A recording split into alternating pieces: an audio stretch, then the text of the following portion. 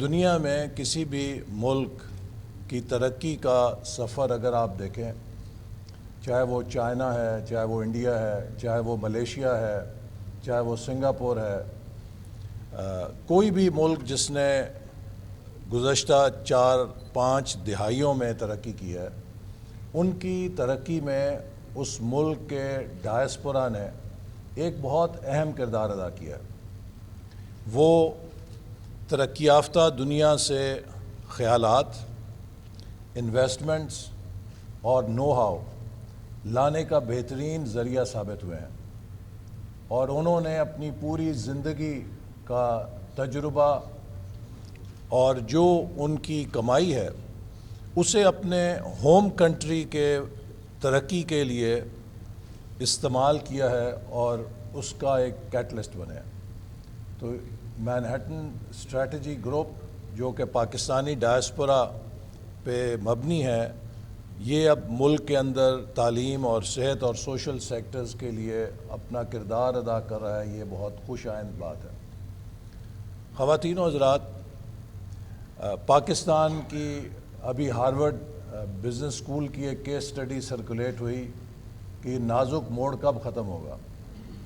77 سال سے ایک کہانی چل رہی ہے کہ ہم مسلسل کہتے آئے ہیں اور سنتے آئے ہیں کہ ایک فیصلہ کن نازک گھڑی ہے، بحران ہے۔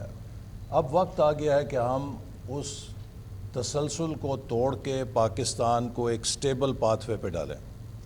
اور میں یہ بات اس لیے کہتا ہوں کہ میرے نزدیک ہم پاکستانیوں کو اپنی نگاہیں آج سے 24 سال آگے 2047 پہ مرکوز کرنے کی ضرورت ہے۔ 23-24 سال قوموں کی زندگی میں ایسے ہی ہوتے ہیں جیسے 23 یا 24 منٹ، اور پلک جھپکتے یہ وقت گزر جاتا ہے۔ 1998 میں جب میں نے ویژن 2010 پر کام کیا، اور ویژن 2010 ہم نے 97-98 میں بنایا، تو لوگ یہ کہتے تھے کہ جناب آپ اگلے سال کی بات کریں، یہ 2010 اتنی دور کہاں ہے، کون اس کا انتظار کرے گا۔ آج 2010 کو گزرے ہوئے بھی 14 سال ہو گئے ہیں۔ اسی طرح جب ہم نے ویژن 2025 بنایا تو تب بھی لوگوں نے کہا کہ آپ اتنی دور کی سوچ رہے ہیں، یہ ابھی کی بات کریں، لیکن وہ 2025 بھی اگلے سال سر کے اوپر کھڑا ہے۔ ڈینگ زیاؤ پنگ نے جب چین میں ٹرن اراؤنڈ کرنے کا منصوبہ شروع کیا تو 1979 میں اس نے چائنا کو ویژن 2049 دیا کہ ہم 2049 تک ایک مڈل انکم کنٹری بن جائیں گے، اور اس 70 سال کے سفر کو انہوں نے 10-10 سال میں تقسیم کیا، اور جو 10-10 سال کے گول تھے وہ 5-5 سالوں میں حاصل کیے۔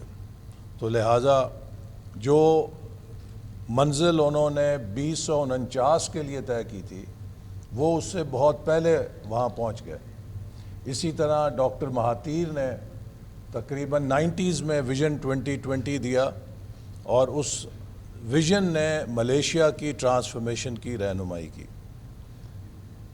ترکی کے اندر بھی طیب اردگان نے بھی اپنے ملک کو ویژن دیا، اس پر عمل کیا۔ ان تمام کامیاب ممالک اور پاکستان میں اگر آپ فرق دیکھیں، ویژن ہمارے پاس بھی تھا، پلان ہمارے پاس بھی تھے، صلاحیت ہمارے پاس بھی تھی، نیت ہمارے پاس بھی تھی، وسائل ہمارے پاس بھی تھے، پر ہمارے پلان کیوں کام نہیں کر سکے اور ان کے پلان کیوں کامیاب ہو گئے۔ آج وقت آ گیا ہے کہ ہم بحیثیت قوم چند سبق اپنی تاریخ سے سیکھ کر ان پہ کمر بستہ ہو جائیں۔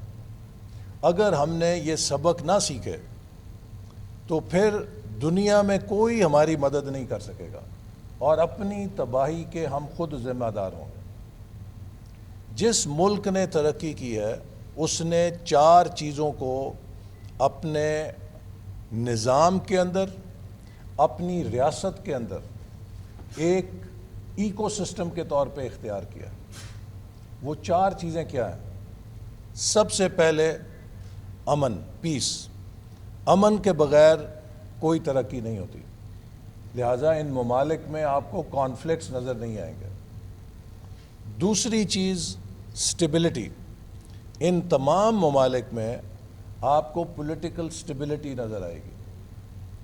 تیسری چیز continuity of policy for at least a decade.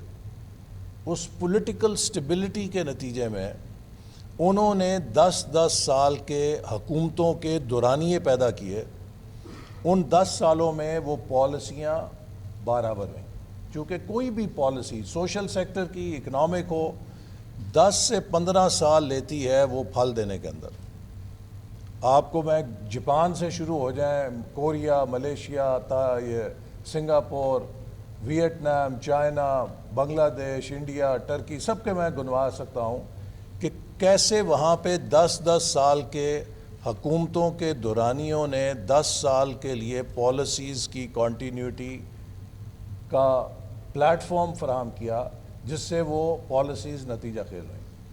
اور فورتھ چیز کنٹینیوس کمٹمنٹ ٹو ریفارم، کہ آپ مسلسل اصلاحات کے عمل کو اختیار کریں، جیسے چائنا نے ماڈرنائزیشن اور ریفارم کو اپنی کریڈ بنایا، چونکہ دنیا اتنی تیزی سے بدل رہی ہے، what works today will not work tomorrow.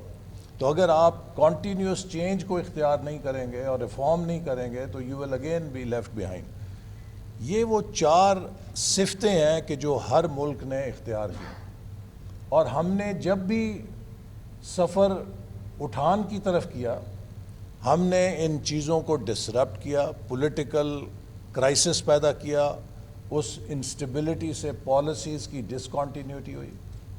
تازہ ترین میں آپ کو مثال دے سکتا ہوں کہ جب ہم نے ویژن 2025 بنایا، پاکستان اس وقت 2013 میں 16 گھنٹے بجلی نہیں تھی، ہر روز خودکش بمبار پھٹتا تھا اور کوئی انویسٹر پاکستان میں آنے کے لیے تیار نہیں تھا۔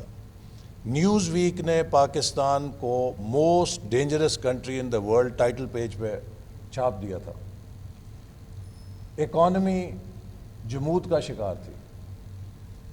ہم نے اس وقت کہا کہ پاکستان کو ہم ٹاپ 25 اکانومیز میں لے کر جائیں گے، اور ویژن 2025 ہمارا رہنما روڈ میپ ہوگا۔ لوگ ہنسے، لیکن ہم نے اس راستے کو اختیار کیا، اور 4 سالوں میں 11,000 میگا واٹ انسٹال کر کے لوڈ شیڈنگ کو زیرو کیا۔ آپریشن رد الفساد اور ضرب عضب کے ساتھ ہم نے دہشت گردی کی کمر توڑی اور ملک کو امن لوٹایا۔